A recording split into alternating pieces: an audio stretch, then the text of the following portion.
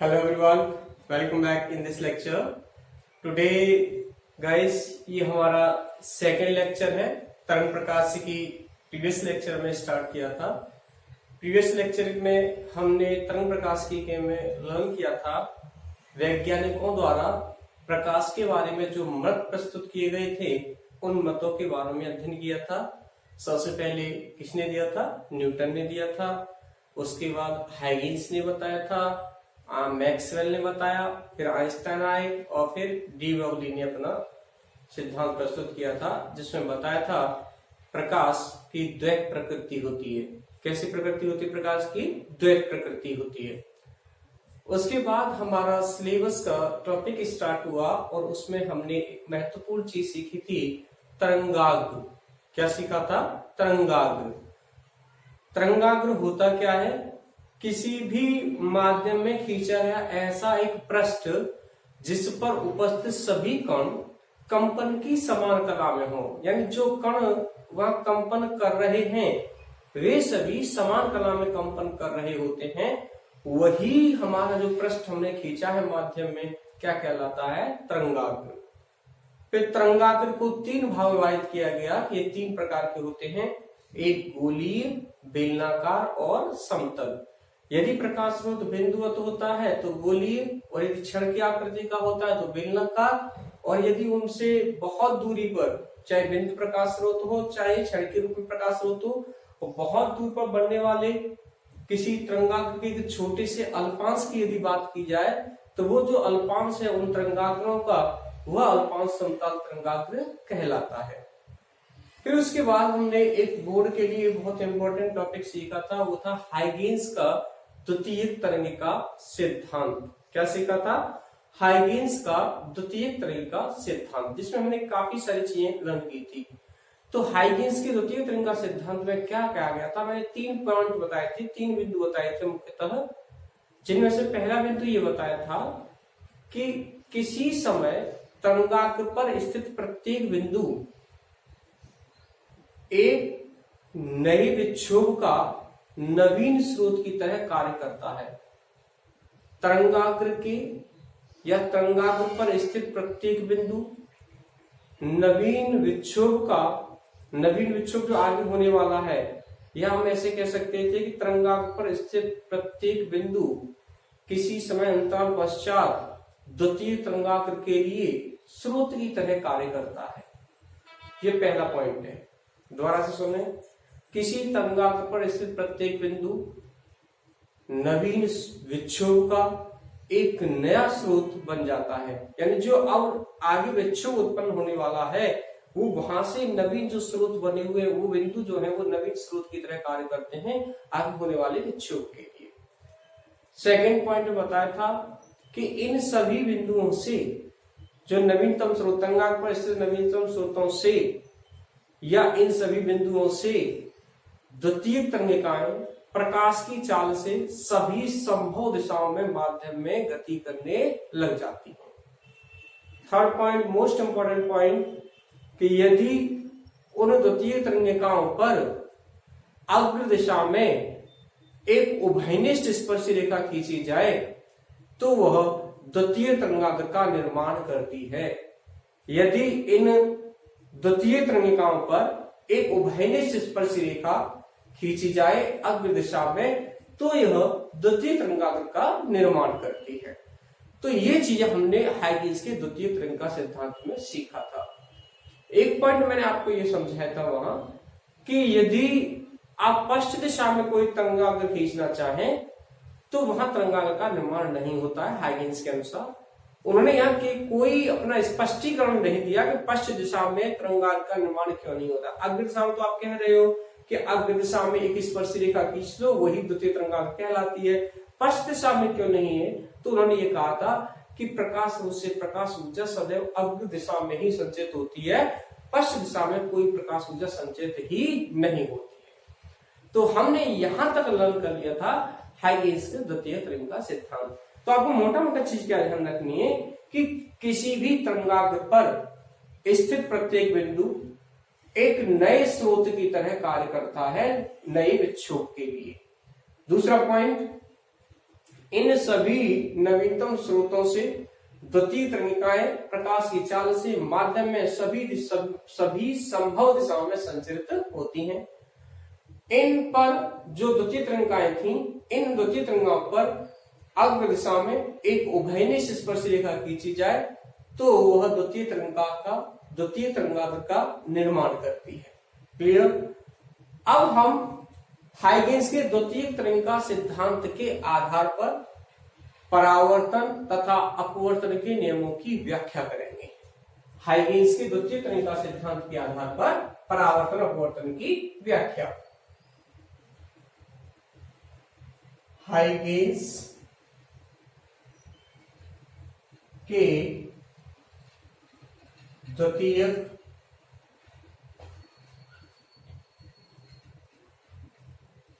तरंगिका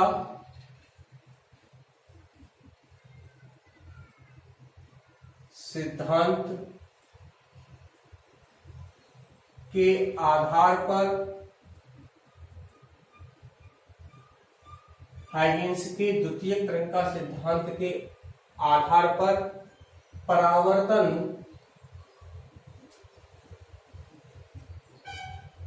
के नियमों की व्याख्या अथवा परावर्तन की व्याख्या। परावर्तन के नियमों की व्याख्या। कभी आर्टिकल आपसे ऐसे भी हो सकता है कि परावर्तन की व्याख्या कीजिए हाइगेंस के द्वितीय तरंगिका सिद्धांत। तो परावर्तन मतलब दोनों नियम अगर व्याख्या हो जाती है तो परावर्तन अपने आप से स्पष्टीकरण हो जाता है। तो सबसे पहले आप ज्योमेट्री समझ लीजिए। यहां पर कोई मान लो ये एक्स वाई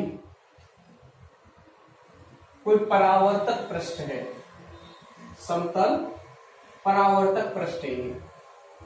हमारा एक्स वाई कोई समतल परावर्तक पृष्ठ है जिस पर कोई समतल तरंगाग्र मान लो जिस पर कोई समतल तरंगाग्र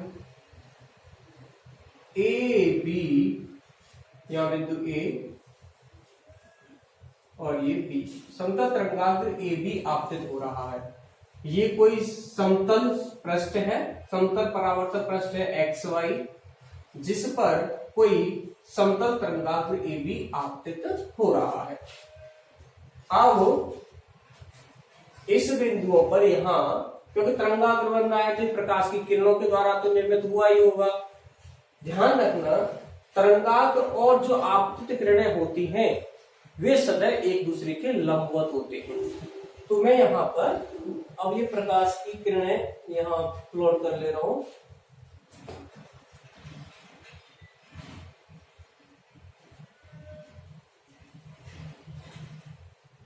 ये लंबवत मैंने एक किरण यहाँ पे आपतित कर ली है। इसी प्रकार इसके समानांतर में ऐसे ये कोई दूसरी किरण यहाँ आपतित हो रही है। ये पॉइंट बी यहाँ ले लेते हैं, ठीक है। आप स्केल से रखना, एकदम स्पष्ट लाइन होनी चाहिए। तो ये क्या है, ये आपतित किरणें हैं, ये समतल परावर्तक पृष्ठ है और ये क्या है, ये आपतित तरंगाग्र है ए बी। तरंगाग्र ए बी क्या है, आपतित तरंगाग्र है। यहां आपतित हुए हैं तो यहां पर हम एक अभिलंब खींच लेते हैं। ये एक अभिलंब खींच लिया है, मान लो ये अभिलंब है N1। अब हाइगेंस की द्वितीय तरंगिका सिद्धांत पर जाओ आप। ये समतल तरंगाग्र यहां पे आपतित हो गया। इस पर जो बिंदु स्थित होंगे वो आगे होने वाले विक्षोभ के लिए नवीन स्रोत बन जाएंगे।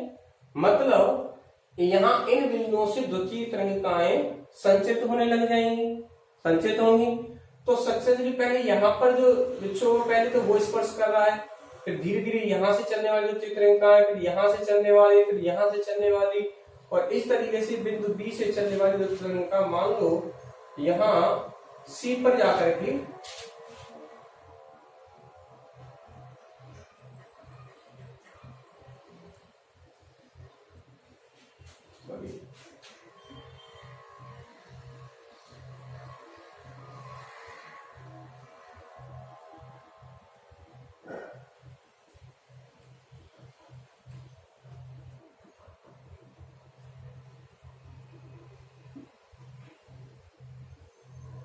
ये बिंदु सी पर जाकर के यहाँ आपतित हो जाएगी, स्पर्श करने लग जाएगी ये परावर्तक पृष्ठ को।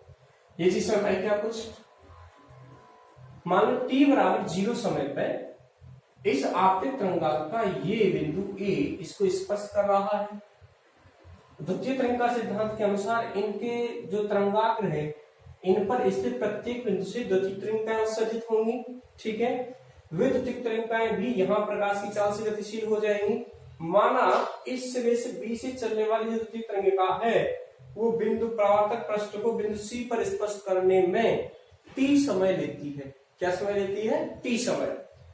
तो t समय जब ले रही है और तरंगिकाएं किस चाल से चल रही है? c की चाल से चल रही है। तो ये जो दूरी है यहां से यहां तक की अगर दूरी की हम बात करें, ये जो दूरी है वो दूरी क्या होगी? क्या ये नहीं होगी ct के बराबर यहां से यहां तक?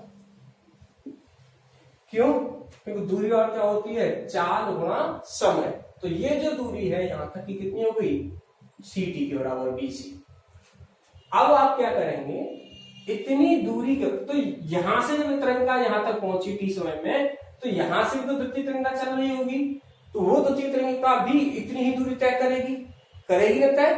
तो हम क्या करेंगे? इतनी दूरी करो, क्योंकि यहां से चलने वाली द्वितीय तरंगिका भी यही दूरी तय करेगी। तो हमने क्या करना है? यहां से केंद्र मानकर और कंपास में प्रकार में इतनी दूरी का चाप लेकर एक अर्धगोले के रूप में चाप खींचोगे आप ऐसे। एक चाप खींच लिया, ठीक है। अब यहां से ये द्वितीय तरंगिका आपतित हो रही होंगी, तो चाहे देखो ये द्वितीय तरंगिका है, पहले आप द्वितीय तरंगाग्र का निर्माण कर लो। ये क्या है? द्वितीय तरंगिका। तो इस बिंदु से यदि यहां एक स्पर्श रेखा खींची जाए जो द्वितीय तरंगिकाओं पर अग्र दिशा में खींची गई स्पर्श रेखा है ऐसे, और ये क्या थी? यहां से ये किरण हो गई आपतित किरण, ठीक है। ये आपतित हुई थी ऐसे, तो ये परावर्तित होगी इस तरीके से। तो यहां इसके लिए किरण है, तो ये एक परावर्तित किरण है एक तरीके से, ये वाली। ऐसे ही ये आपतित किरण हुई थी, यहां आपतित हुई, और जब ये ऐसे जा रही है तो इसके समानांतर दूसरी भी जाएगी हो, तो ये क्या हो गई? परावर्तित किरणें दोनों, एक ये वाली और एक ये वाली। ज्योमेट्री अच्छे से समझे यहां पे। सर्वप्रथम हमने एक समतल परावर्तक पृष्ठ XY खींचा है, ये वाला, जिस पर AB कोई समतल तरंगाग्र आपतित हो रहा है, इसकी अभिलंबित इस पे किरणें आपतित हो रही हैं। अब t बराबर 0 पर इस समतल तरंगाग्र का सिरा A इस समतल पृष्ठ को क्या कर रहा है? स्पर्श कर रहा है। तो कुछ समय पश्चात ये भी तो स्पर्श करेगा। ये स्पर्श करने का मतलब क्या है कि इनसे चलने वाली द्वितीय तरंगिकाएं भी क्या करेंगी? इसको स्पर्श करने लग जाएंगी। मान लिया t समय में यहाँ पे स्पर्श करती तो दूरी चल लेंगी वो कितनी? ct के बराबर। तो इतने समय में माध्यम समान है, तो ये इधर ही चली जाएंगी। इतने समय में इस बिंदु A से चलने वाली द्वितीय तरंगिकाएं भी ct के बराबर दूरी तय कर लेंगी। तो हम क्या करेंगे? प्रकार में ct के बराबर चाप लेकर और A को केंद्र मानकर एक अर्धवृत्त के रूप में चाप खींचा, जो बेसिकली है क्या? ये है द्वितीय तरंगिका।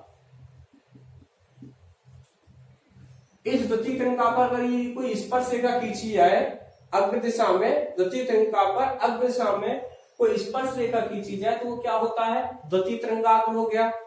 अब ये द्वितीय तरंगाग्र का निर्माण कैसे हुआ है? कि परावर्तित किरणों के द्वारा। ये परावर्तित किरण हुई और ये परावर्तित किरण है, इसका शुरू वाला बिंदु है ये। तो ये वाला जो तरंगाग्र है, ये तरंगाग्र हुआ परावर्तित तरंगाग्र। इस प्रकार ये वाला परावर्तित तरंगाग्र है, और ये क्या है? यहाँ पे AB आपतित तरंगाग्र। आपतित तरंगाग्र ये वाला।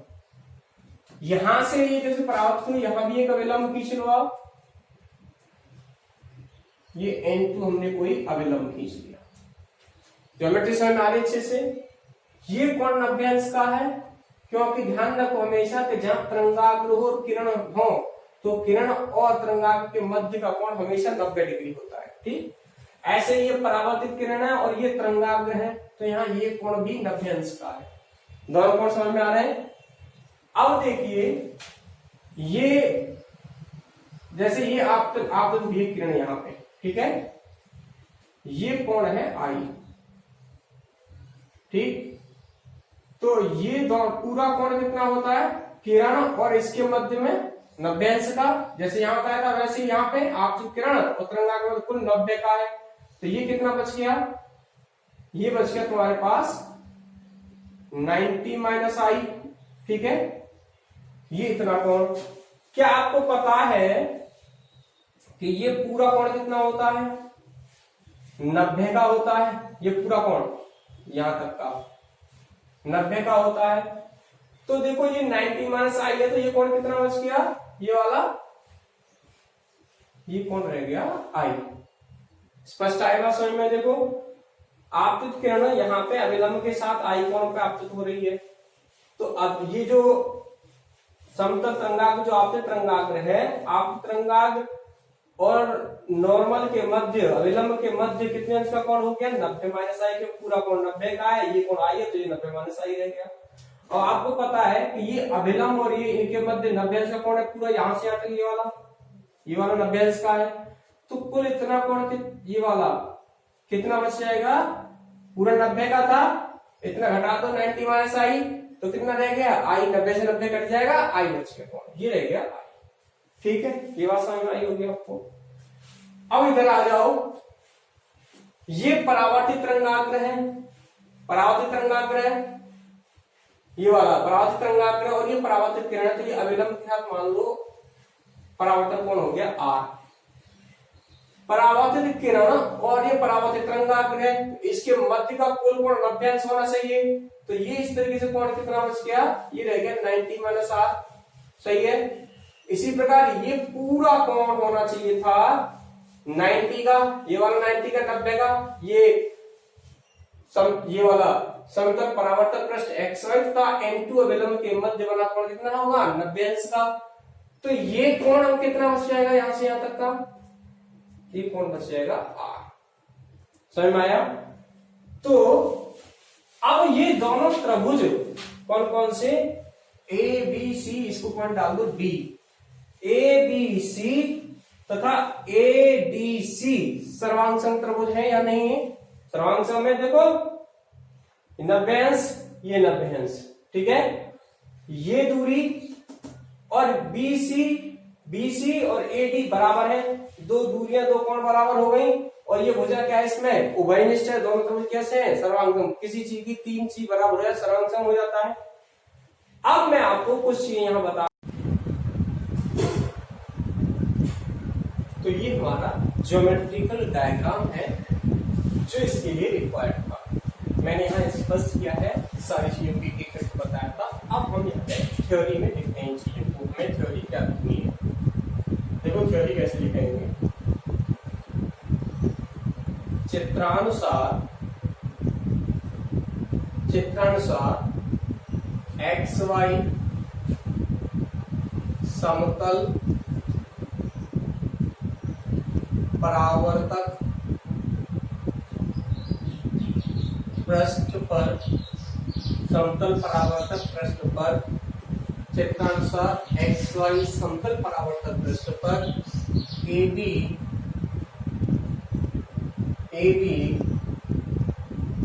समतल तरंगाग्र आपतित हो रहा है, जिसका सिरा A परावर्तक पृष्ठ को स्पर्श कर रहा है एवं सिरा B उसी माध्यम में स्थित है, उसी माध्यम में स्थित है। हाइगेंस के द्वितीय तरंगिका सिद्धांत के अनुसार तरंगाग्र के प्रत्येक बिंदु से उत्सर्जित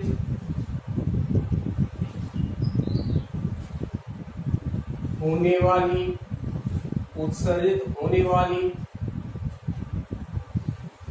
द्वितीय तरंगिकाएं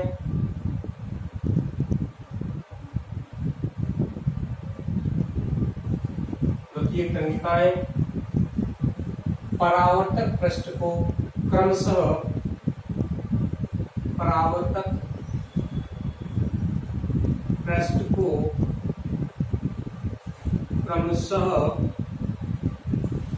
स्पर्श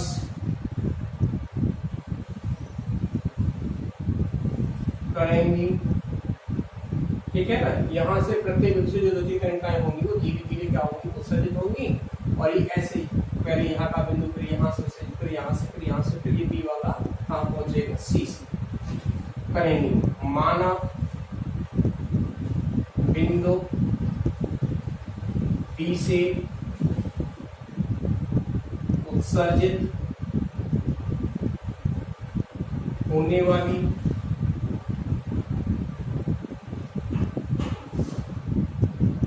द्वितीय तरंगिका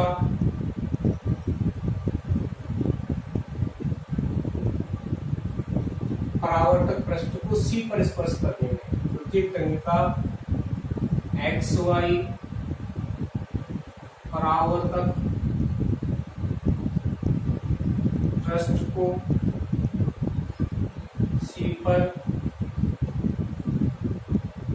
स्पर्श करने में टी समय लेती है। यहां से जो उत्सर्जित होने वाली जो तरंगिका है बिंदु बी से यहां तक पहुंचने में वो टी समय लेती है। ठीक है। तो इस तरंगिका द्वारा तय की गई दूरी क्या होगी, सी टी। तो इस टी समय लेती, तो इस तरंगिका द्वारा तय की गई दूरी सी टी हो। ठीक है। ध्यान रख लेना थोड़ी थोड़ी सी, जहां सी माध्यम में प्रकाश की चाल है। ठीक है। ये क्या है, सी क्या है, माध्यम प्रकाश की चाल है। ठीक इतने ही समय में क्योंकि बिंदु ए इसको स्पर्श कर चुका है, तो यहां से बिंदु ए से परावर्तित होने वाली द्वितीय तरंगिका भी उतनी ही दूरी तय कर लेगी। ठीक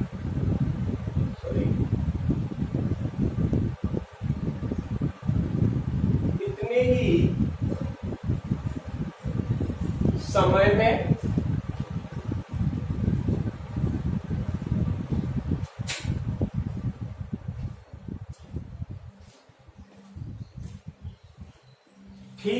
ही समय में बिंदु ए से परावर्तित होने वाली द्वितीयक तरंगिका भी सीटी दूरी तय कर लेंगी। अब बिंदु बी ए को केंद्र मानकर, ये बिंदु ए और सी टी के बराबर दूरी लेकर, यानी लिख रहे हैं इसको, बिंदु किसको, ए को केंद्र मानकर व सीटी के बराबर दूरी लेकर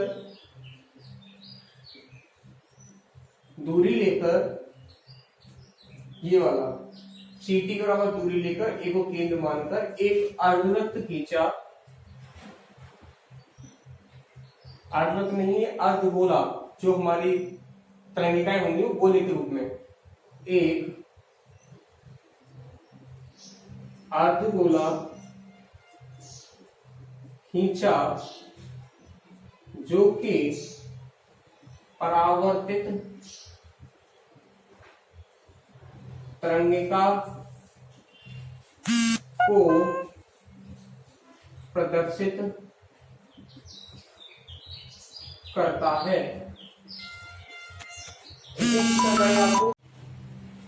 ठीक है, तो ये चीज, ये थ्योरी है इसकी यहां से, कि यहां से परावर्तित द्वितीय तरंगिकाएं आएंगी, तो ए बिंदु से परावर्तित होने वाली द्वितीय तरंगिकाएं हैं वो भी उतनी ही दूरी तय करेंगी। इसलिए हमने सीटी के बराबर, ये सीटी दूरी है, इसके बराबर चाप लेकर के एक ए को केंद्र मानकर अर्धवृत्त खींचा जो द्वितीय तरंगिका को निरूपित करता है। अब हाइगेन का सिद्धांत ये कहता है कि यदि अग्निशामक और कोई स्पर्श रेखा खींचे, तो हमने यहां से बिंदु डी से एक स्पर्श रेखा खींची है, ये वाली, तो इस प्रकार ये द्वितीय तरंगाग्र है या ये परावर्तित तरंगाग्र है। ठीक है, तो प्रदर्शित करता है, किसको, परावर्तित तरंगाग्र को प्रदर्शित करता है। यहां लिख देना थ्योरी बची हुई को, फिर मैथमेटिकल स्टार्ट करेंगे इसका। बिंदु सी से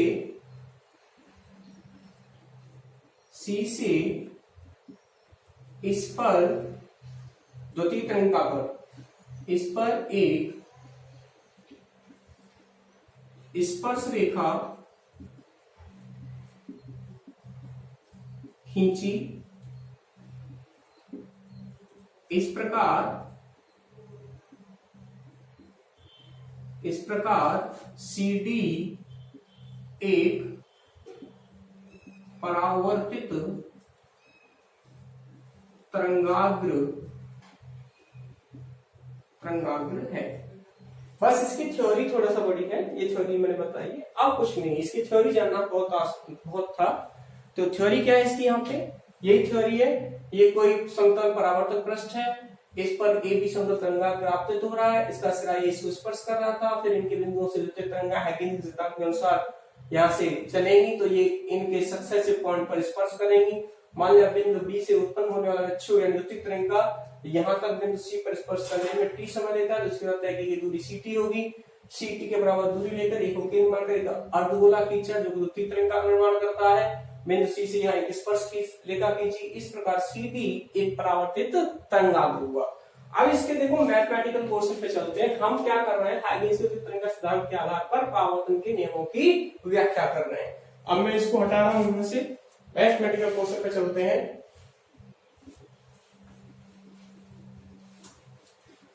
तो हमें मैथमेटिकल पोर्शन में क्या शो करना है, हमें दिखाना है कि आपतन कोण और परावर्तन कोण, आपतन कोण का मान परावर्तन कोण के बराबर, ठीक है, होना चाहिए। और दूसरा पॉइंट था आपतित तरंगा या आपतित किरण, परावर्तित किरण तथा अभिलंब तीनों एक ही तल में स्थित होने चाहिए। तो यहाँ देखिए पहले हम ये कोणों को बराबर रखने की कोशिश करते हैं। तो आपको दिख रहा है वहां, ये थ्योरी मैंने बताई थी भी आपको, समकोण त्रिभुज कौन कौन से, ABC व समकोण त्रिभुज ADC से। इनमें देखना कोण B बराबर कोण D बराबर क्या है, 90 अंश। क्यों है यह 90 अंश की, आपतित किरण और तरंगाग्र के मध्य सदैव 90 अंश के कोण। ऐसे ये यहाँ पे तरंगाग्र और ये किरण है, तो किरण और तरंगाग्र के मध्य जो कोण बनता है वो सदैव 90 अंश का होता है। एक शर्त ये आ गई इसकी। दूसरी शर्त देखो, क्या BC और AD बराबर है? भुजा BC बराबर AD, BC किसके बराबर है? AD के बराबर है। और कितनी दूरी है इनकी? ये है CT के बराबर। दूसरा समीकरण, समीकरण नंबर 2। अब बात करें हम तीसरी शर्त के लिए, तो क्या इन दोनों में AC भुजा आ रही है? आ रही है ना AC। तो भुजा AC क्या है? उभयनिष्ठ है। भुजा AC दोनों त्रिभुजों में उभयनिष्ठ, दोनों त्रिभुजों में कैसी है? उभयनिष्ठ है। इस प्रकार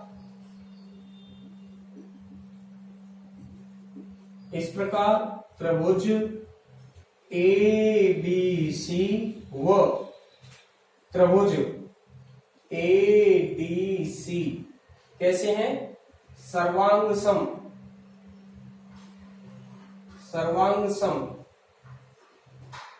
सर्वांग सम है। अतः कोण BAC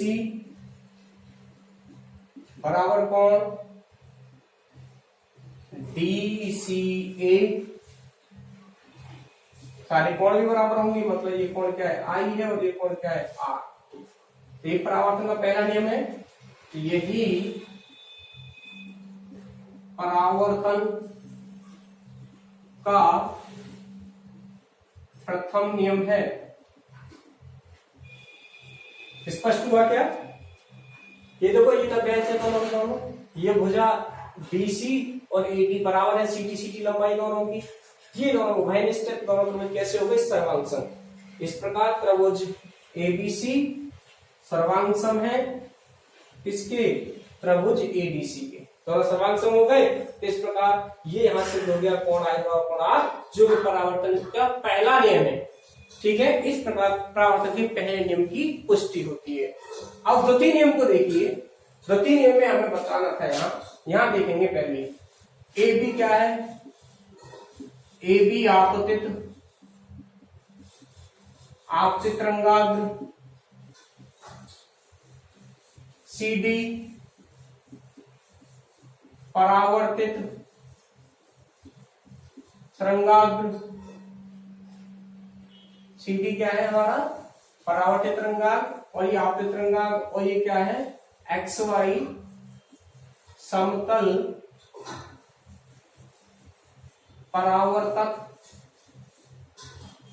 पृष्ठ। ये तीनों के तीनों कहां स्थित हैं? ये कागज के तल में स्थित है। किसके तल में स्थित है? कागज के तल में। कागज के तल में स्थित है तथा देखो, ये आप किरण है, ये वाली मान लो, इसको ले लेते हैं MA, और यहां से ये M डैश कर देते हैं। MA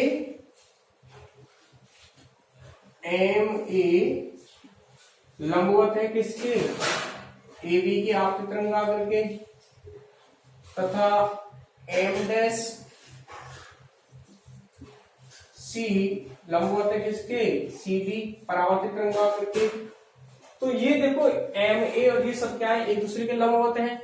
तो हम यहां से कह सकते हैं आपतित तरंगाग्र, परावर्तित तरंगाग्र तथा ये परावर्तक जो पृष्ठ है या अविलंब है, तीनों क्या है? एक ही तल में स्थित हैं। तो यहां से हम कहेंगे, दूसरा नियम लिखेंगे, आपतित तरंगाग्र परावर्तित तरंगाग्र तथा अभिलंब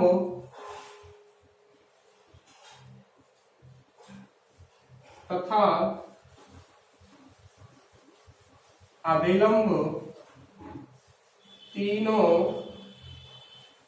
एक ही तल में स्थित हैं। आपतित तरंगाग्र, परावर्तित तरंगाग्र तथा अभिलंब तीनों एक ही तल में स्थित हैं। क्लियर हो गया? तो ये परावर्तन के नियम की व्याख्या है किसके द्वारा? हाइगेंस के द्वितीय तरंग सिद्धांत के आधार पर। कंप्लीटली आपको ऐसी डिक्टो कॉपी करना है, ऐसे लिखना है आपको। ओके, अब हम नेक्स्ट टॉपिक स्टडी करते हैं हाइगेंस के द्वितीय तरंग सिद्धांत के आधार पर अपवर्तन के नियमों की व्याख्या। इसकी व्याख्या करेंगे हम अपवर्तन।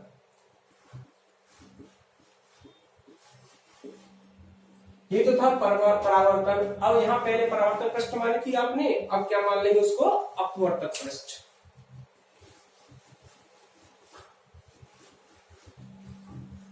टॉपिक डिस्कस करते हैं हाइगेंस के द्वितीय तरंगिका सिद्धांत के आधार पर अपवर्तन के नियमों की व्याख्या। इससे पहले हमने परावर्तन के नियमों की व्याख्या की है। इसके लिए डायग्राम देखें। मान लीजिए ये कोई अपवर्तक पृष्ठ है एक्स वाई, माना एक्स वाई कोई अपवर्तक पृष्ठ है। ठीक इस पर भी यहां एक समतल तरंगाग्र ए बी आपतित हो रहा है। ये बिंदु है यहाँ ए। तो ठीक वैसे यहाँ पे भी जो किरण आपतित होंगी वो भी क्या होंगी? अविलंब।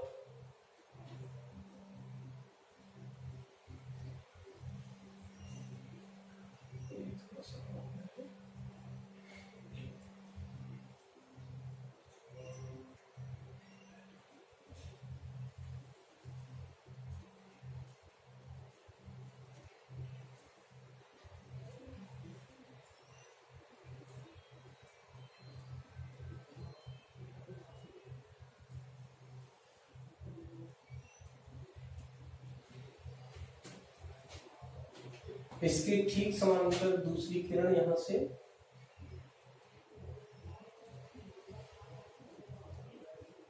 ये दोनों आपतित किरण है।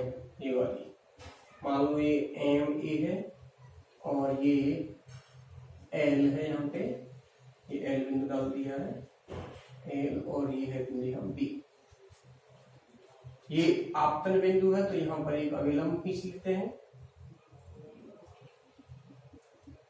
अविलंब है N1। तो यहां जब ये स्पर्श कर रही है तो यहां भी आपतित हुई है। ये द्वितीय तरंगें आपतित हुई हैं। यहां भी एक अविलंब खींच लेते हैं। ये अविलंब है यहाँ N2। ठीक है। ए बी एक आपतित तरंगाग्र है जो समतल अपवर्तक पृष्ठ एक्स वाई पर आपतित हो रहा है। इसको सीधी बनाएंगे आप इस रेखा को। ठीक है, एक्स वाई एकदम सीधी। अब ये वाला जो दो माध्यम हो गए, यहाँ पे देखो अपवर्तन हो रहा है तो किरण यहाँ पे आपतित होंगी और इसके बाद इस माध्यम में जाएंगी। मतलब यहाँ से जो विक्षोभ उत्पन्न होंगे इस समतल तरंगाग्र के प्रत्येक बिंदु से उत्पन्न होने वाले विक्षोभ भी दूरी तय करेंगे। ये वाले मान लो टी समय में यहाँ स्पर्श करते हैं तो इतने समय में यहाँ से जो द्वितीय तरंगिकाएं उत्सर्जित होंगी वो इस माध्यम में जाएंगी। ये यहाँ पे टी समय में यहाँ तक पहुंचती हैं तो टी समय में ये भी तो कुछ दूरी तक चल लेंगी द्वितीय तरंगिकाएं। माना ये वाला प्रथम माध्यम है, ये वाला माध्यम एक है ये जो कि विरल है। कैसा है? विरल। और ये माध्यम 2 है ये, और ये कैसा है? सघन। ये हमने एक विरल माध्यम माना है यहाँ पर, एक कैसा है? सघन। इसमें प्रकाश की चाल v1 है और इसमें मान लीजिए प्रकाश की चाल क्या है? v2। तो ये आवश्यक है यहाँ पे, जब ये एक विरल है एक सघन है तो v1 बड़ा होगा v2 से, क्योंकि विरल माध्यम में प्रकाश की चाल सघन माध्यम प्रकाश की चाल से अधिक होती है। अब इस समतल तरंगाग्र के प्रत्येक बिंदु से उत्पन्न होने वाली द्वितीय तरंगिकाएं उत्सर्जित होंगी। माना बी बिंदु से उत्सर्जित होने वाली तरंगिका यहाँ समतल अपवर्तक पृष्ठ को बिंदु सी पर स्पर्श करने में टी समय ले लेती है। कितना समय ले लेती है? टी समय। तो ये कितनी दूरी तय कर लेगी? यहाँ पे बी सी जो दूरी होगी वो कितनी होगी?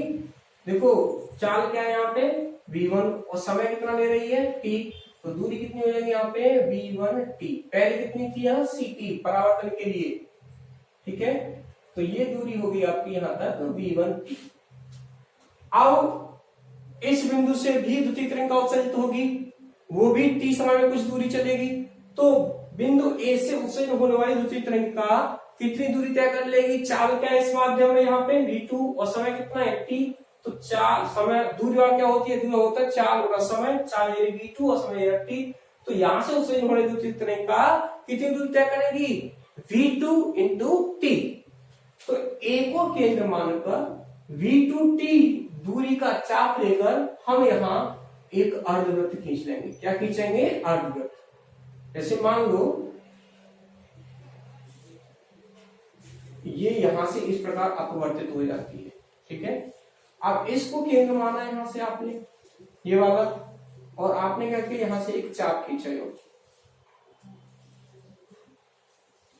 ये चाप खींचा, और ये अपवर्तित किरण है, ऐसे जाएगी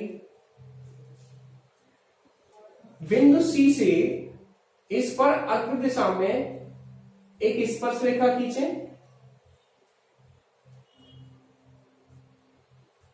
इस प्रकार सी डी बिंदु डाल दिया यहाँ पे, जिसको डी बिंदु पर काटती है। तो आपको पता है कि ये तो तरंगाग्र और ये किरण, तो इसके मध्य का कोण क्या है, ये 90 अंश है। ऐसे ये अपवर्तित किरण है और ये तरंगाग्र हो गया, इसके मध्य का कोण कितना हो गया, ये 90 अंश। ये तो आपते तरंगाग्र ये वाला, आपते तरंगाग्र, और ये कैसा है, ये है अपवर्तित तरंगाग्र, क्योंकि अपवर्तन से बन रहा है अपवर्तित तरंगाग्र। अब कोण देखना है यहाँ पे, आप कोण याद करने हैं हमें, तो इसमें तो कोई दिक्कत नहीं कि आपतित किरण ये आई, ये 90 माइनस आई, ये वाला यहाँ पे हो जाएगा 90 माइनस आई, तो ये कोण कितना बच गया यहाँ पे, केवल कोण हो गई आई, ठीक है। अब ये अपवर्तित किरण है, अपवर्तित किरण यहाँ पे कितना बना देगी R, तो ये पूरा कोण 90 का होता है, तो ये कितना रह गया यहाँ पे, ये वाला ये रह गया 90 माइनस R, और ये कोण 90 है, तो ये कोण कितना बच गया R के बराबर। क्यों, क्योंकि त्रिभुज के तीनों कोणों का योग 180 अंश होता है। ये तो ज्यामिति है, मैंने ज्यामिति आपको समझा, आपको डायग्राम बनाना है, और ये जो चीजें छोटी छोटी मैंने बताई है उनके बारे में भी आपको यहाँ पे लिखना है। तो अब इसकी थ्योरी लिखा रहा हूं पहले मैं, फिर आपको गणितीय यहाँ पे एक्सप्रेशन करेंगे जो हमें स्नेल के नियम यहाँ पे सिद्ध करने हैं। देखिए थ्योरी में, चित्रानुसार समतल तरंगाग्र ए बी समतल अपवर्तक तल एक्स वाई पर आपतित हो रहा है, जिसका सिरा ए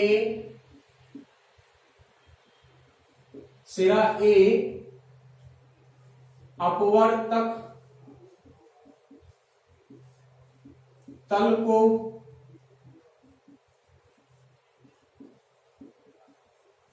स्पर्श कर रहा है, अपवर्तक तल को स्पर्श कर रहा है। अब हाइगेंस की द्वितीय तरंगा सिद्धांत से क्या होगा, तरंगाग्र के प्रत्येक बिंदु से उत्पन्न होने वाला विक्षोभ भी इस अपवर्तक पृष्ठ को स्पर्श करेगा, ठीक है। हाइगेंस के द्वितीय तरंगिका सिद्धांत के अनुसार तरंगाग्र के प्रत्येक बिंदु से उत्पन्न द्वितीय कणिका लिख सकते हो या विक्षोभ लिख सकते हो। उत्पन्न विक्षोभ समतल अपवर्तक पृष्ठ को या समतल अपवर्तक तल को क्रमशः स्पर्श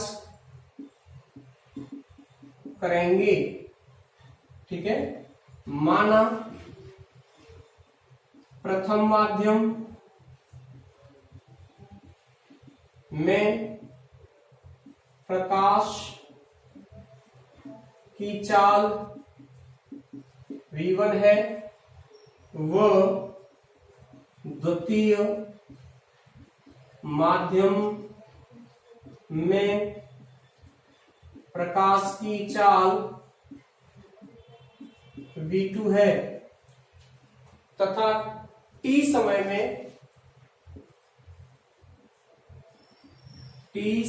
में बिंदु B से द्वितीय कणिका द्वितीयक या विक्षोभ B से उत्पन्न विक्षोभ बिंदु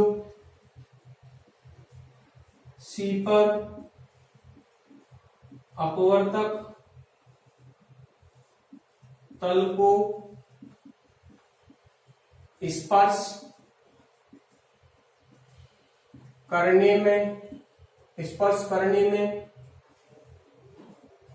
t समय लेता है, तो ठीक इतने ही समय में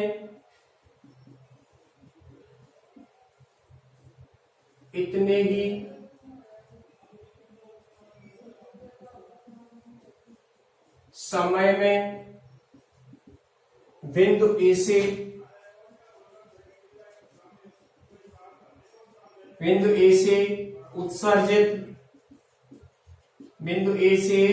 उत्सर्जित अपवर्तित द्वितीय कणिकाएं उत्सर्जित, ये अपवर्तन होगा ना, इसलिए कह रहा हूं यहां पे उत्सर्जित अपवर्तित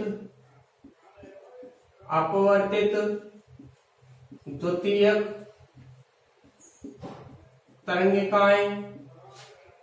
तरंगिकाएं v2t दूरी तय कर लेंगी।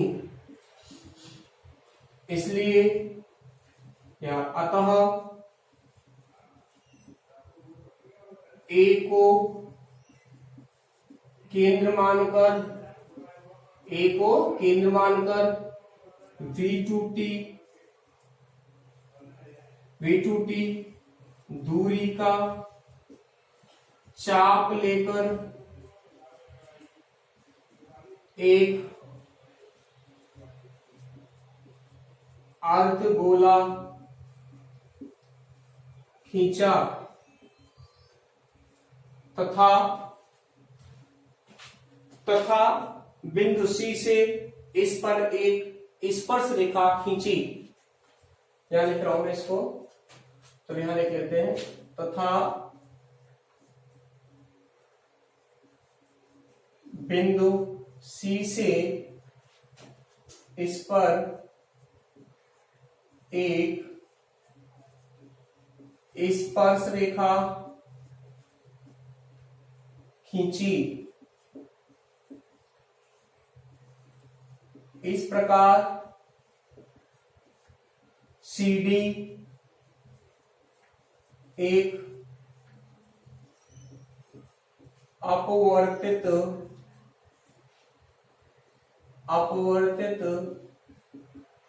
तरंगाग्र है। तो ये हमें थ्योरी लिखनी है इसकी, ठीक है।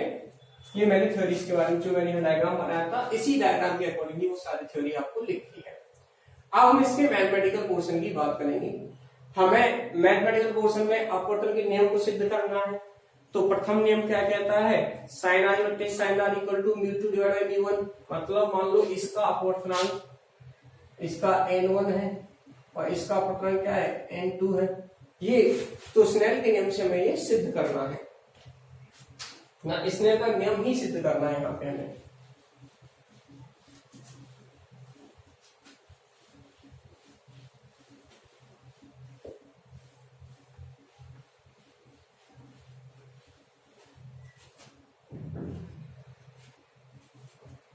लिखेंगे त्रिभुज, देखिए वहां से समकोण त्रिभुज ए बी सी, समकोण त्रिभुज ए बी सी से,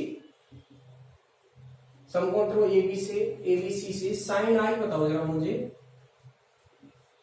साइन आई, साइन थीटा क्या होता है, लंब बटे का तेरा आई, तो लंब तो ये रहा, ठीक है, और कर्ण ये रहा, सॉरी ये तो आधार है, ये लंब ये रहा और कर्ण ये रहा, तो लंब बटे कर्ण मतलब साइन आई हो गया बीसी बटे एसी, और बीसी किसके बराबर है, V1t के बराबर। एसी को ऐसी रहने दो, इसको समीकरण एक बना लो। दूसरा समकोण त्रिभुज ये वाला नीचे वाला ADC से साइन आर निकाल लो। साइन आर बराबर क्या होगा, देखो वही लंब बटे कर्ण, तो लंब तो कौन सा है यहाँ पे बताओ मुझे,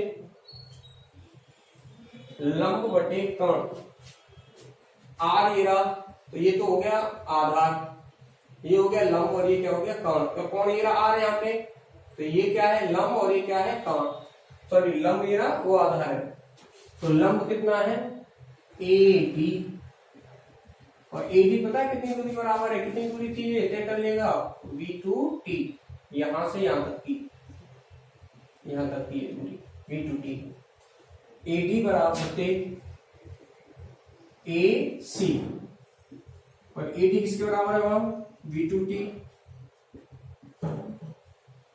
बटे AC, समीकरण नंबर 2। समीकरण 1 को 2 का भाग दे दो, समीकरण 1 को 2 से भाग देने पर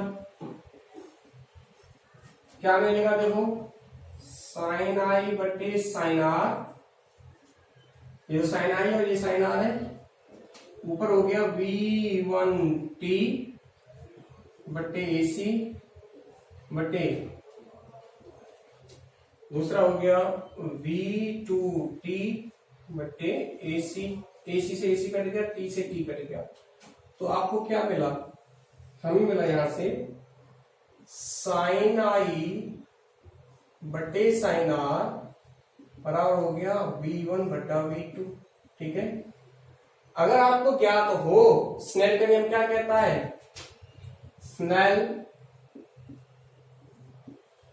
के नियम से साइन आई बटे साइन आर बराबर ये N2 बटे N1, जो कि हो जाएगा यहाँ साइन आई बटे साइन आर बराबर ही आ जाता है यहाँ पे V1 बटा V2, ठीक है। तो ये देखो ये तो हमें निकल गया डायग्राम से मिला हुआ चित्र से, और ये स्नेल का नियम है ये वाला। अतः अपवर्तन या स्नेल के नियम की पुष्टि होती है। अतः समीकरण 1 व 2 से, समीकरण 1 व 2 कैसे हैं, समान हैं, समीकरण 1 व 2 समान हैं। अतः अपवर्तन के प्रथम नियम की पुष्टि होती है। अब हमें द्वितीय नियम के बारे में लिखना है। किसके बारे में लिखना है, द्वितीय नियम के बारे में। तो आपको पहले ये सारी चीजें यहाँ पे लिखनी होती हैं, क्या क्या, ए बी क्या है, सी डी क्या है, एक्स वाई क्या है। ये तो आपतित तरंगाग्र, ये परावर्तित तरंगाग्र। एक्स वाई, एक्स वाई क्या है, अपवर्तक तल।